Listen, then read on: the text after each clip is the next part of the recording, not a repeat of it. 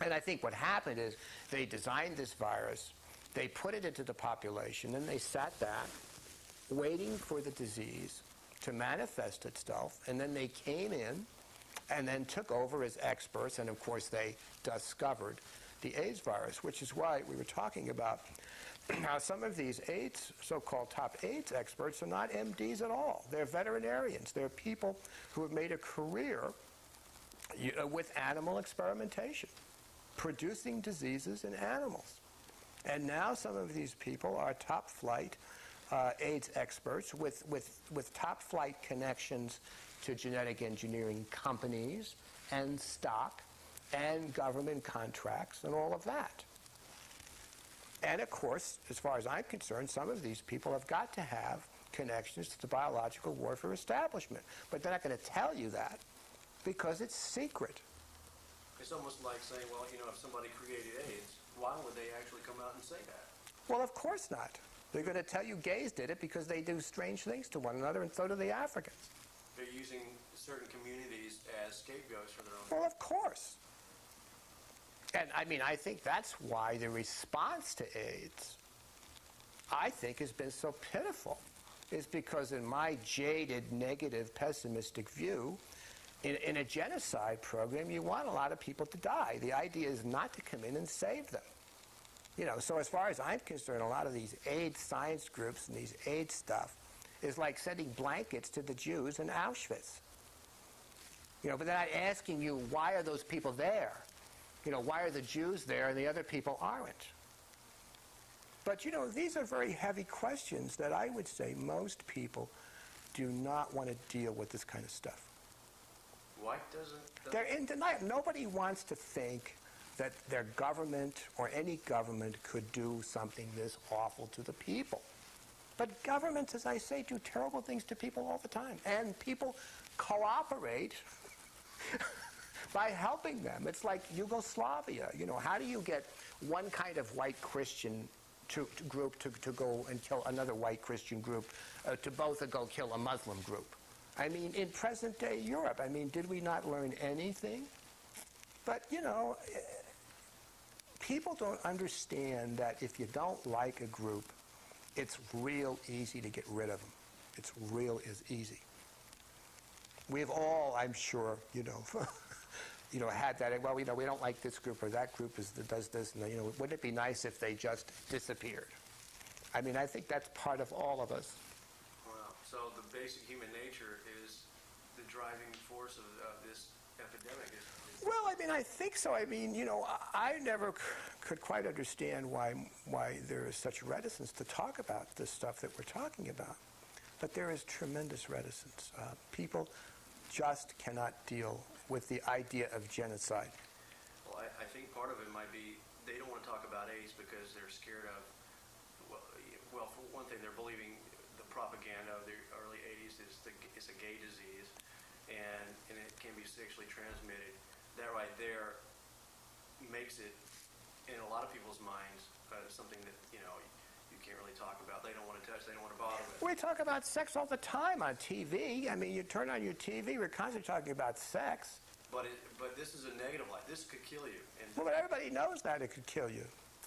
But what they don't know, and that's why I think it's important for people to understand the possibility that AIDS is man-made, because it has nothing to do with morality.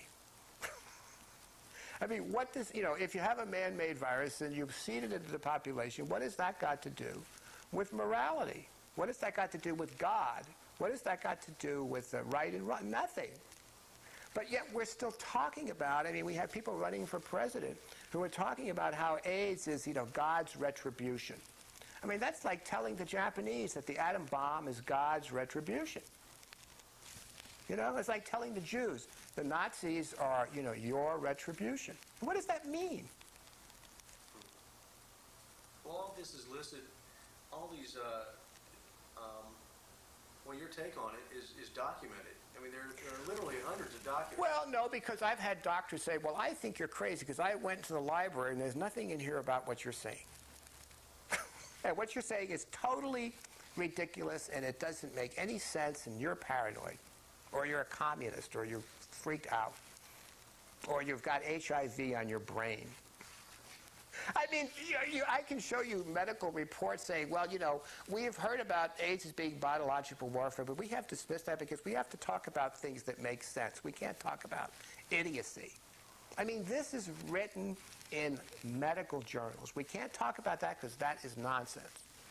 Total nonsense. I mean, you can give them books and they'll go, well, no, it's monkeys. I mean, you look in the microbiologic textbooks now, and they'll tell you that AIDS came from the green monkey. I mean, the propaganda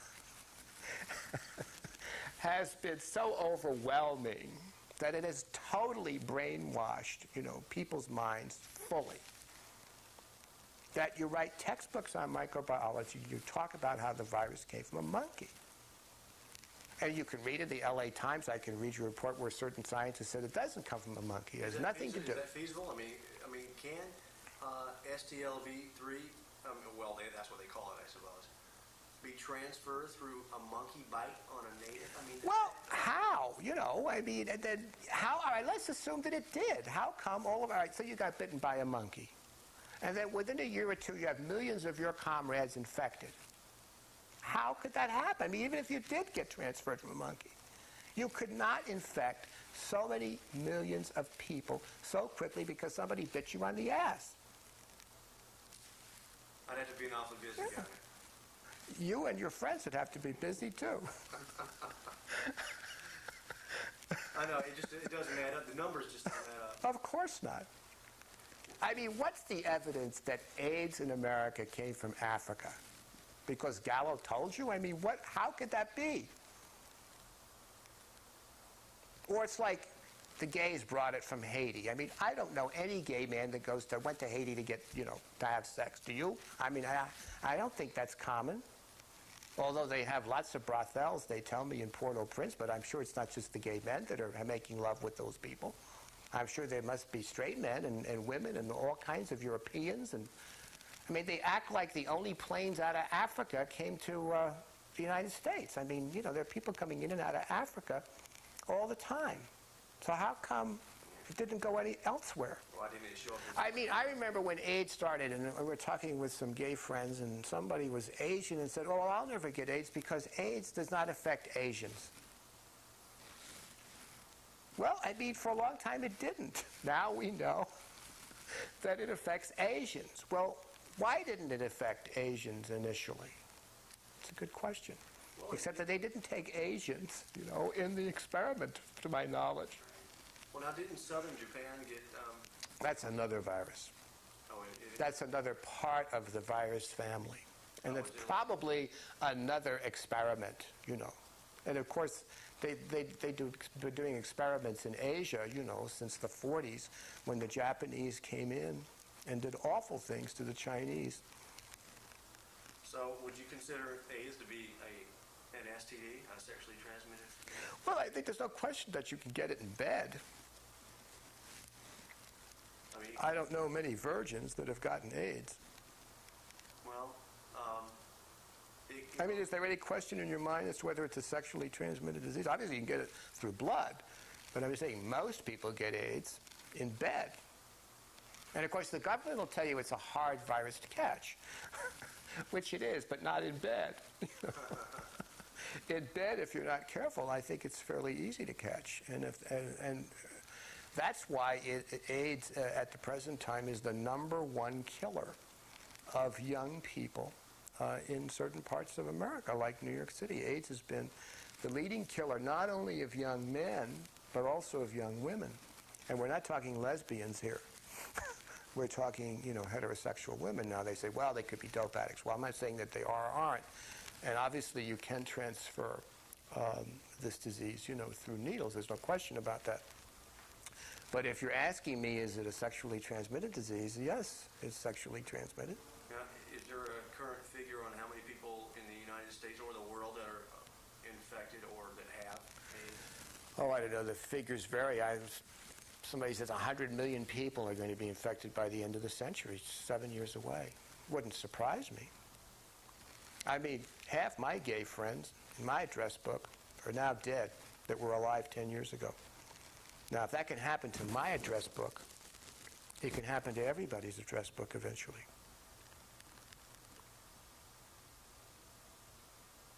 So there really isn't any. I'm just trying to figure out a positive. Well, the positive, I mean, the only thing that I see positive out of this discussion is, I think if people, I mean, maybe I'm naive, but I think if people knew what was going on, I personally think that they would use more smarts to figure out how to live through this. But because the government is constantly talking about high-risk groups, you know, it's AIDS is, you know, anybody can get AIDS, but it's high risk this, high risk this. If you're doing unprotected sex in major cities or in small towns or whatever, you have to be careful. It has nothing to do with whether you're gay or straight or monogamous or polygamous or what have you. And nothing to do with your religion or God's will. It has only to do with there's a thing out there. It's like a landmine. It was put out there, and if you step on it, you're in trouble. But as I say, I still think that the unfortunate part is we're still talking about this as God's will. I mean, look at Buchanan, you know, at the Republican convention, talking about this is God's retribution to gays. Well, is it God's retribution to blacks in Africa? I mean, you know, we just tell people all this silly nonsense. You know, like, you know, and nowadays when people die, they're afraid to tell their family that they died of AIDS. Because it's like, oh, they died of AIDS, you know, well, you know, like there are politically correct diseases to die from and politically incorrect diseases to die from. I mean, if you die because you're part of an extermination program, I don't think that's anything to be ashamed of. Do you? No. Is there, well, all this knowledge, if people start to accept it, start to become more aware of what may have occurred, do you think that will change the landscape in the sense that... Well, I do. I think if people believed and understood that this disease was brought to you courtesy of the scientists, I think they might question those scientists a little bit. I mean, you know, my feeling is that these are the scientists that brought you this disease, and these are the ones you're paying to fix it. It's like asking the guy that dumped the atom bomb in Hiroshima to fix it. He's not going to fix it. I think telling people the truth about this disease will make them more aware in terms of not believing that they're going to be immune to this. If you keep thinking, well, if I don't have anal sex and I don't do drugs, you know, and I'm a Christian and I say my prayers, everything's going to be fine. I mean, I think you're kidding those people. It's like women who are faithful to their husband. You know, you can be faithful to your husband, but if your husband's catting around and has got HIV, you can die being faithful to your husband. They're not going to tell you that, but you know that that's true. You're better off being unfaithful with 20 people safely than faithful to one person unsafely. So it's just really being smart about how you conduct your life. You have to. Not only do you have to be smart with yourself, but you have to be clever in terms of the people that you choose to be sexual with. Now, that's asking a lot. Well, I mean, first of all, our knowledge of sex, you know, is sort of rudimentary, particularly in young people. And if you're saying, well, now look, you know, you have to do safe sex. The only time you cannot do safe sex is that if you go with your person that you love and you go and you get your blood tested, and if you're both negative, then you have to be safe, and you go back 6 months later and you get tested again, and if you're both negative, then you can go for it, but you have to promise to be loving and kind and true, because if you're not and one person strays, you have to come back and say, honey, you know, I messed up, and then, you know, they take the knife out or whatever. But the point is, you know, this is the kind of thing you have to do. Now, how many people are going to do that?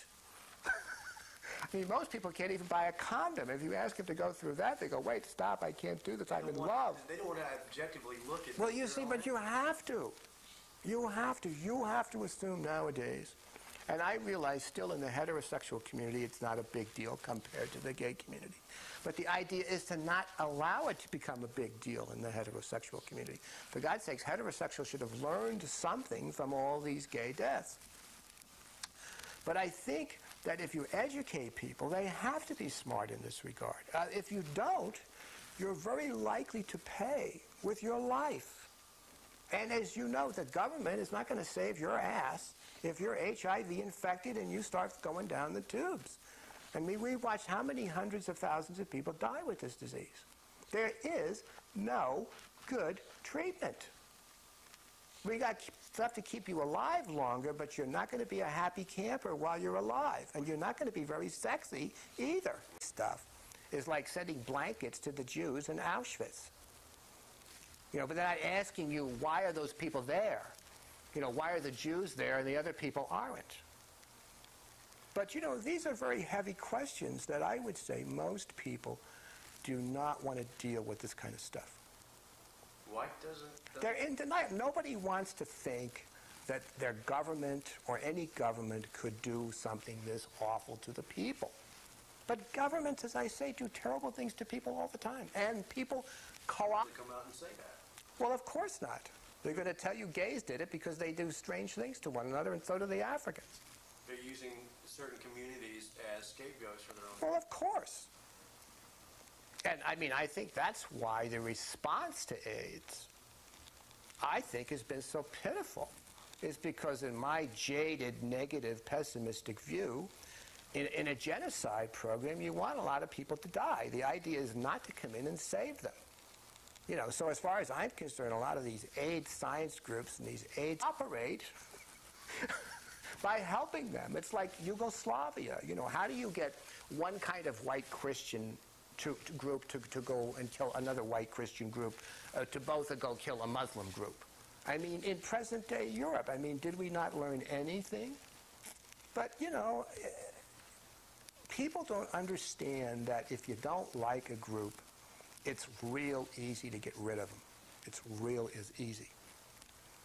We've all, I'm sure, you know, had that. Well, you know, we don't like.